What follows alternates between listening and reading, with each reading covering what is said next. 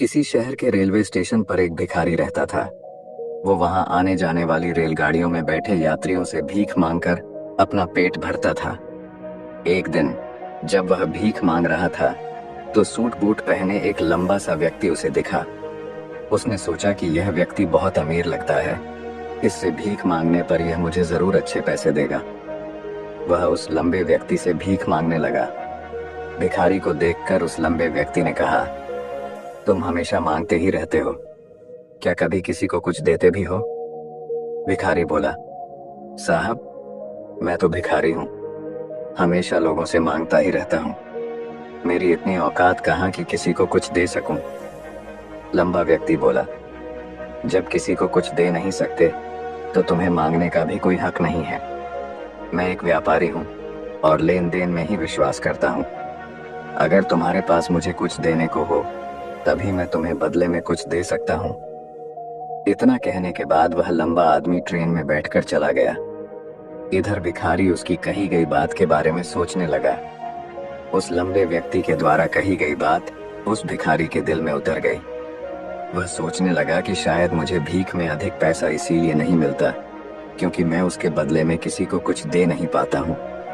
लेकिन मैं तो भिखारी हूँ, किसी को कुछ देने लायक भी नहीं हूँ। लेकिन कब तक मैं लोगों को बिना कुछ दिए केवल मांगता ही रहूंगा। बहुत सोचने के बाद उस भिखारी ने निर्णय किया कि जो भी व्यक्ति उसे भीख देगा उसके बदले में वह भी उस व्यक्ति को कुछ जरूर देगा। लेकिन अब उसके दिमाग में यह प्रश्न चल रहा था कि वह खुद भिखारी है तो भीख के बदले में वह दूसरों को क्या दे सकता है। इस बात को सोचते हुए 2 दिन हो गए, लेकिन उसे अपने प्रश्न का कोई उत्तर नहीं मिला था। तीसरे दिन जब वह स्टेशन के पास बैठा हुआ था तभी उसकी नजर कुछ फूलों पर पड़ी जो स्टेशन के आसपास के पौधों पर खिल रहे थे। उसने सोचा, क्यों ना मैं लोगों को भीख के बदले कुछ फूल दे दिया करूं। उसको अपना यह विचार अच्छा लगा और उसने वहां से कुछ फूल तोड़ लिए। अब वह ट्रेन में भीख मांगने पहुंचा। अब जब भी कोई उसे भीख देता तो उसके बदले में वह भीख देने वाले को कुछ फूल दे देता। उन फूलों को लोग खुश होकर अपने पास रख लेते थे। अब भिखारी रोज फूल तोड़ता और भीख के बदले में उन फूलों को लोगों में बांट देता था। कुछ ही दिनों में उसने महसूस किया कि अब उसे बहुत अधिक लोग भीख देने लगे हैं। वह स्टेशन के पास के सभी फूलों को तोड़ लाता था। जब तक उसके पास फूल रहते थे तब तक उसे बहुत से लोग भीख देते थे, लेकिन जब फूल बांटते बांटते खत्म हो जाते तो उसे भीख भी नहीं मिलती थी। अब रोज ऐसा ही चलता रहा। एक दिन जब वह भीख मांग रहा था तो उसने देखा कि वही लंबा व्यक्ति ट्रेन में बैठा है जिसकी वजह से उसे भीख के बदले फूल देने की प्रेरणा मिली थी। वह तुरंत उस व्यक्ति के पास पहुंच गया और भीख मांगते हुए बोला, आज मेरे पास आपको देने के लिए कुछ फूल हैं। आप मुझे भीख दीजिए तो बदले में मैं आपको कुछ फूल दूंगा। उस लंबे व्यक्ति ने उसे भीख के रूप में कुछ पैसे दे दिए और भिखारी ने कुछ फूल उसे दे दिए। उस लंबे व्यक्ति को यह बात बहुत पसंद आई। वह बोला, वाह, क्या बात है, आज तुम भी मेरी तरह एक व्यापारी बन गए हो। इतना कहकर फूल लेकर वह लंबा व्यक्ति अपने स्टेशन पर उतर गया। लेकिन उस लंबे व्यक्ति द्वारा कही गई बात एक बार फिर से उस भिखारी के दिल में उतर गई। वह बार बार उस लंबे व्यक्ति के द्वारा कही गई बात के बारे में सोचने लगा और बहुत खुश होने लगा। उसकी आंखें अब चमकने लगीं। उसे लगने लगा कि अब उसके हाथ सफलता की वह चाबी लग गई है जिसके द्वारा वह अपने जीवन को बदल सकता है। वह तुरंत ट्रेन से नीचे उतरा और उत्साहित होकर बहुत तेज आवाज में ऊपर आसमान की तरफ देखकर बोला, मैं भिखारी नहीं हूँ, मैं तो एक व्यापारी हूँ, मैं भी अमीर बन सकता हूँ। लोगों ने उसे देखा तो सोचा कि शायद यह भिखारी पागल हो गया है और अगले दिन से वह भिखारी उस स्टेशन पर फिर कभी नहीं दिखा। लेकिन 6 महीने बाद इसी स्टेशन पर 2 व्यक्ति सूट बूट पहने हुए यात्रा कर रहे थे। दोनों ने एक दूसरे को देखा तो उनमें से एक ने दूसरे से हाथ मिलाया और कहा, क्या आपने मुझे पहचाना? दूसरा व्यक्ति बोला, नहीं, क्योंकि मेरे हिसाब से हम लोग पहली बार मिल रहे हैं। पहला व्यक्ति बोला, नहीं, आप याद कीजिए, हम पहली बार नहीं बल्कि तीसरी बार मिल रहे हैं। दूसरा व्यक्ति बोला, मुझे याद नहीं, वैसे हम पहले 2 बार कब मिले थे? अब पहला व्यक्ति मुस्कुराया और बोला, हम पहले भी 2 बार इसी ट्रेन में मिले थे।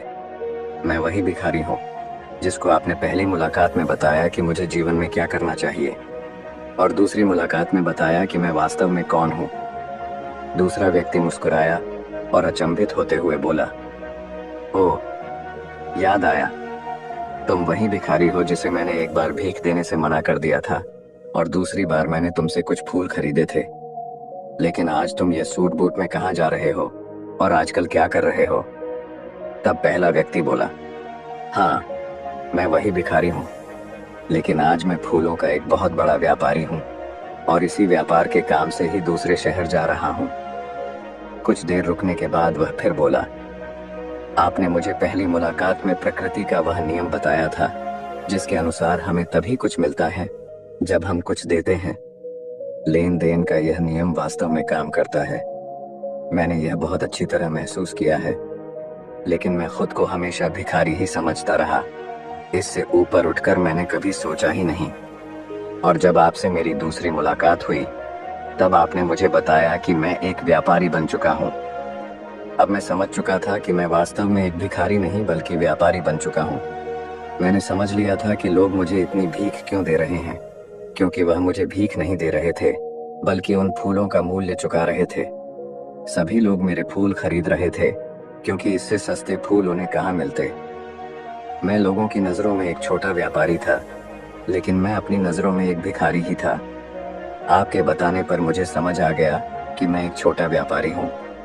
मैंने ट्रेन में फूल बांटने से जो पैसे इकट्ठे किए थे उनसे बहुत से फूल खरीदे और फूलों का व्यापारी बन गया। यहाँ के लोगों को फूल बहुत पसंद है और उनकी इसी पसंद ने मुझे आज फूलों का एक बहुत बड़ा व्यापारी बना दिया। दोनों व्यापारी अब खुश थे और स्टेशन आने पर साथ उतरे और अपने अपने व्यापार की बात करते हुए आगे बढ़ गए। दोस्तों, इस कहानी से हमें बहुत कुछ सीखने को मिलता है। कहानी में लंबा व्यापारी गिव एंड टेक के नियम को बहुत अच्छी तरह जानता था। दुनिया के सभी बड़े व्यापारी इसी जीवन के नियम का उपयोग करके सफल हुए हैं। इस फॉर्मूले को उसने भिखारी को भी बताया। भिखारी ने इस प्राकृतिक नियम को अपना लिया और इसका असर उसके जीवन में साफ दिखाई देने लगा। उसने अपनी सोच बदली और उसकी जिंदगी बदल गई। यह कहानी हमें बताती है कि हम यदि अपनी सोच बदल लें तो कुछ भी हासिल किया जा सकता है। यदि हम खुद को छोटा समझते रहेंगे तो हम हमेशा छोटे ही बने रहेंगे। बड़ा बनने के लिए हमें अपनी सोच को बदलना होगा और खुद के बारे में बड़ा सोचना होगा। कहानी का सार यह है कि सफलता आपकी सोच में छुपी होती है। खुद का आत्मसम्मान जगाइए, अपनी सोच को बड़ा बनाइए और देखिए कैसे आप सफलता के शिखर पर पहुंच जाते हैं।